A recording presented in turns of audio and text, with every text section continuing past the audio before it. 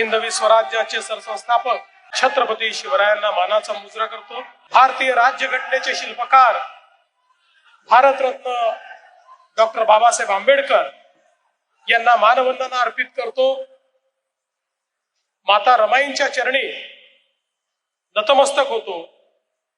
आणि आज या ऐतिहासिक दिनी माता रमाबाई आंबेडकर नगर आणि कामराज नगरच्या पुनर्वसन प्रकल्पाच्या शुभारंभाच्या या अतिशय महत्वाच्या क्षणी मंचावर उपस्थित असलेले महाराष्ट्र सरकारचे लोकप्रिय उपमुख्यमंत्री माननीय एकनाथराव शिंदेजी, आमचे दुसरे लोकप्रिय उपमुख्यमंत्री माननीय अजितदादा पवारजी, श्री मंगलप्रभात लोढाजी, आशिष शेलारजी, पंकज भोयरजी, परागभाई शहा, मिहिरजी कोटेचा, रामभाई कदम, श्री संजय मुखर्जी, श्री महेंद्र कल्याणकर, श्री अश्विन मुदगल, श्री परमेश्वर कदम, श्री मनोज कोटक, या ठिकाणी उपस्थित सर्व सन्माननीय पदाधिकारी, अधिकारी आणि उपस्थित माझ्या सर्व माता भगिनी आणि बंधूंनो, आजचा दिवस हा खरोखर ऐतिहासिक आहे।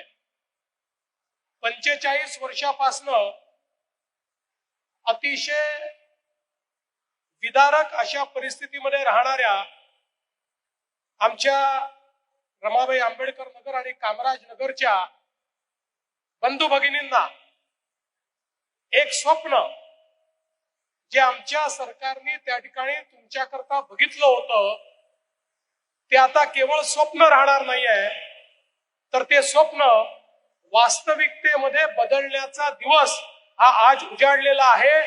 आणि या कामाचं प्रत्यक्ष भूमिपूजन या ठिकाणी आपण केलंय। अनेक वर्षापासून या संदर्भात प्रयत्न चालले होते, अनेक अडथळे होते आणि ती अडथळे काही पार होतच नव्हते।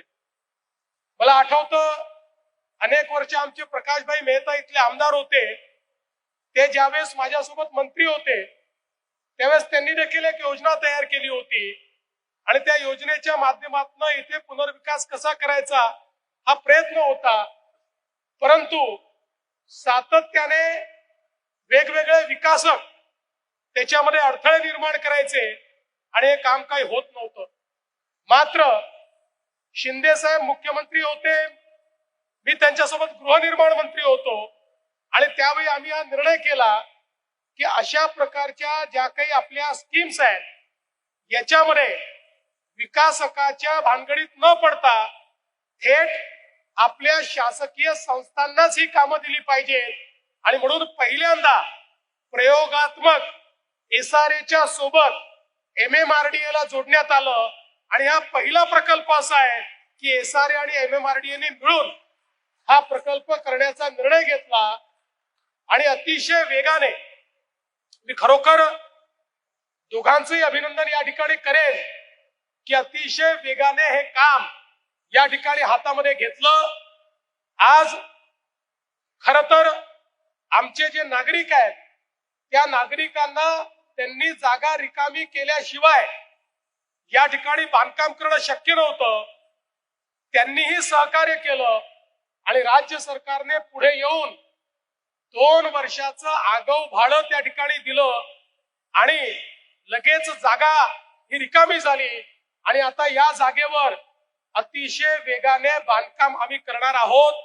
आणि मला MMRDA आणि SRA ला सांगायचं आहे, 3ऱ्या वर्षाच्या भाड्याची व्यवस्था आपण करून ठेवली आहे, पण ते देण्याची वेळ आणू नका। 2 वर्षात हे काम या ठिकाणी उभं राहिलं पाहिजे।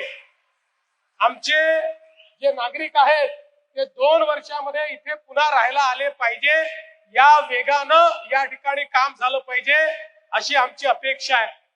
खरं म्हणजे आमच्या एकनाथराव शिंदेजींचा सातत्याने क्लस्टरचा आग्रह आहे। त्यांनी ठाण्यामध्ये अतिशय चांगले क्लस्टर तयार केले आणि आता परवा आमच्या मंत्रिमंडळाच्या बैठकीमध्ये आम्ही हा निर्णय केला की मुंबईमध्ये मोठ्या क्लस्टरची आम्ही पॉलिसी आणली आणि झोपडपट्ट्यांनाही क्लस्टरमध्ये त्या ठिकाणी विकसित करण्याचा आम्ही निर्णय घेतला।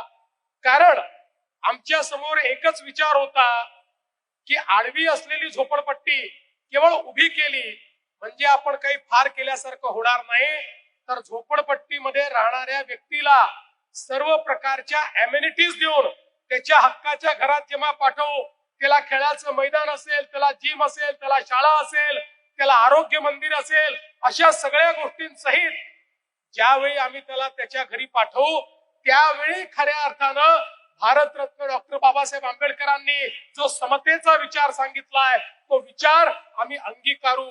आणि म्हणून आम्ही हा निर्णय केला की 2 पैसे प्रॉफिट मध्ये कमी झाले तरी हरकत नाही, पण आता क्लस्टरच्या माध्यमातून झोपडपट्टीचा विकास आम्ही करणार आहोत.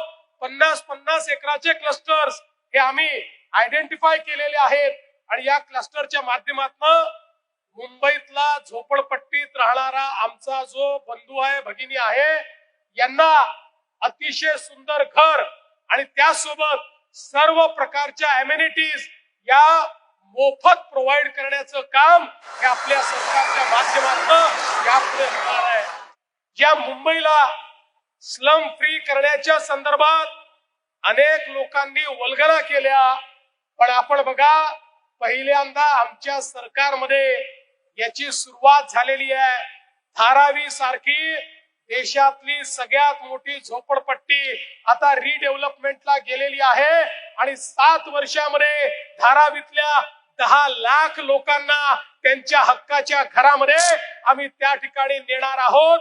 आणि सोबत त्या ठिकाणचे जे कारीगर आहेत त्यांना त्याच ठिकाणी चांगली कारिगिरी करण्याकरता कारखाने देखील उपलब्ध करून देणार आहोत.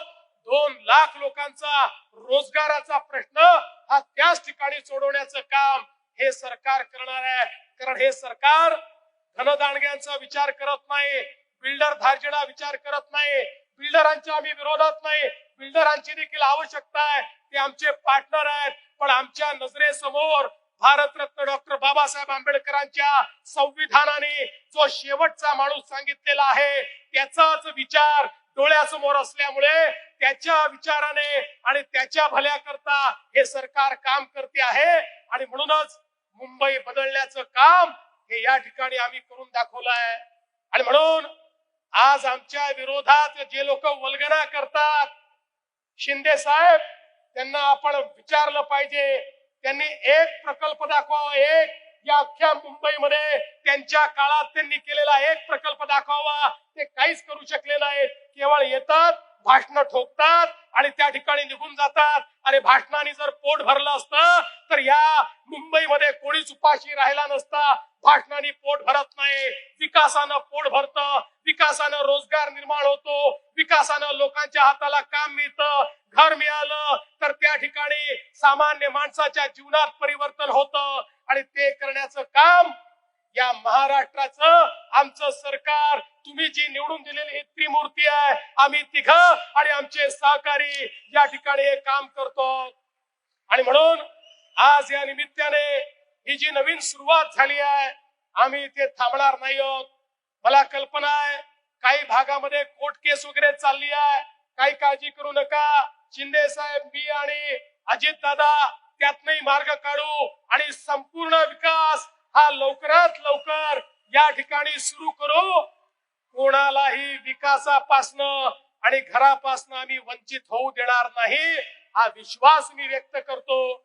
आणि सर्वाधिक आभार हे तुमचे सर्वांचे मानतो की ज्यांनी सरकारवर विश्वास ठेवला आणि या ठिकाणी ही संधी आम्हाला दिली.